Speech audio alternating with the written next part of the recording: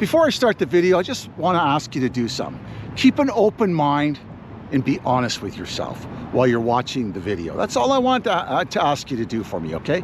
If you can just be honest. Okay, the first one is that once you start drinking, you can't stop.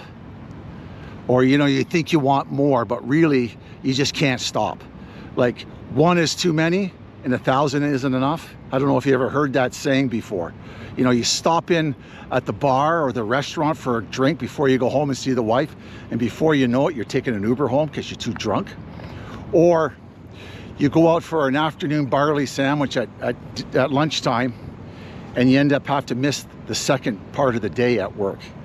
You just can't seem to stop drinking once you start.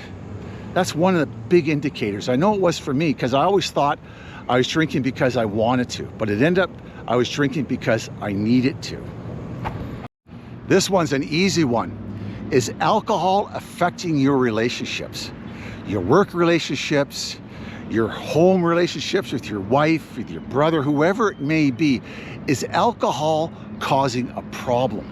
Is your boss coming up to you at the Christmas party and saying, hey, look at Joe, you might want to cut down on the drinking? Or is your wife concerned about your alcoholism? Is it causing arguments because you're irritable and discontent with your children, with your loved ones? Is it affecting your relationships at home financially because you're drinking too much, you're drinking all the grocery money away? If you can relate to that one, which most people who are heavy drinkers can, you may want to take a look at your drinking. This one I can relate to big time because I did it for years. Are you using alcohol to help you cope with your emotions? Are you? I know I was. When it came to anger, I drank away the anger. When it came to fear and anxiety, I drank that away. I drank away the stress of the day. I used alcohol to manage my emotions all the time, to cope with my life on a daily basis. I often think that alcohol was helping me with those stressful jobs. You know, I worked in the restaurant business, and if I had a little bit of a glow on while I was doing my work, I felt more confident in doing it. When I got angry, oh man, anger caused me huge problems. I used to drink the anger away.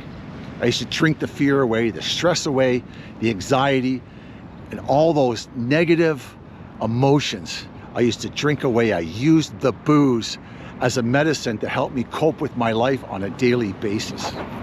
I think I can relate to a lot more of these than when I'm asking people to relate to them. The one is things that I can relate to a lot of. Well, I can relate to a lot of things that I'm talking about. Is that, did you ever organize your life around the booze, around the partying? I know I did. I didn't go camping without a 40-pounder, a 26er, or a case of beer. I went to the party and I always made sure that there was alcohol there. I organized the day after because I knew I was going to have a severe hangover. I organized my life around my drinking. You know, make sure I was at the party on Friday nights, I had enough money to go out, all those sort of things. It was always, drinking was involved. It didn't matter what it was, a funeral, a wedding, a birthday party. There was always booze, and the booze had to be there, because if the booze wasn't there, I didn't even like to go. I wouldn't even go to it. So I organized my whole life around my drinking career. And most of the time, I didn't even realize I was doing it. I just did it because I thought it was natural. I thought that's what everybody did. They organized their life around their drinking. Not everybody does that, only alcoholics do, or people who have a problem with booze, okay? I know one of these are gonna get you. I know one of them are. And this probably is gonna be the one. You tried to quit. You swore it off. I'm never gonna drink again. Nope, I'm never going back. I don't need alcohol. I can cope with my life one day at a time without the booze. Life will be fine without it, but you always go back. Your intentions were, well, your intentions were very great, very good, but you always seem to go back to the booze. And that, my friend, is a big one, because people who don't have a drinking problem, they don't have to drink. They can go months without it. They can go a year without it and not even thinking about it. But a person like me who is an alcoholic, the sooner I quit, I want to get back at it. And I quit number of times before I quit for good. Probably a half a dozen times I swore off the booze, but then I end up going back to it. And I thought it was okay, because when I quit drinking, I thought after 3 or 4 months, I kind of reward myself and have a few drinks and think everything was okay. But before you know it, I was right back in the gutter again of drinking. Another one is, does it affect your health? Do you know that alcohol is affecting your health? I knew it was affecting my health. I had severe stomach aches through the night because I would never eat. I would just drink barley sandwiches all the time and never eat anything. I was 155 pounds when I came in to the 12-step program and started doing something about my life. I'm 210 pounds now. So I was severely underweight because I never drank. I had heart palpitations like crazy because of withdrawal. And I knew it was from the drinking. I knew it, but I was in denial. Those palpitations, I thought I was gonna die. And the next thing I had was bowel problems. I had severe stomach and bowel issues directly result from drinking too much, not eating, related to booze. And there was all kinds of other health issues like falling, getting in fights, all those sort of things that worked against my well-being, my physical well-being. This last one is the one that made me quit drinking. Believe it or not, it didn't take very much to get me to stop drinking, but it just took the right person. And what it was, are people around you getting concerned about your drinking? Are they? Because for myself, when I eventually found somebody to date and they fell in love with me, big mistake, fall in love with an alcoholic, especially an active alcoholic, this person started getting concerned with my drinking. And she told me, she says, you know, Terry, I think you're an alcoholic.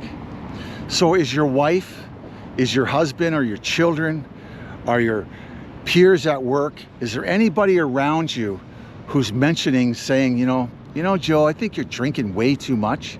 You might want to take a look at that. So are people around you getting concerned with your drinking or your behavior while you're drinking? If they are, that, my friend, is a wake-up call that you need to do something about your drinking, because most people who are not alcoholic or don't have a drinking problem, people don't walk up to them and tell them they have something wrong with when they drink, that they need maybe to take a look at their booze consumption, because not everybody's an alcoholic, believe me, and not everybody has people around them, loved ones, who are concerned about the way they are drinking. And I don't mean just behavior. I mean, it could be just the sheer volume of alcohol that you're drinking in 1 week or 1 day, okay? So that's just a quick video I made. It's just to let you know that these are some of the signs. If you can relate to these, you might want to take a look at your drinking. I'm not saying you're an alcoholic. You might just be a heavy drinker or just having a crazy summer.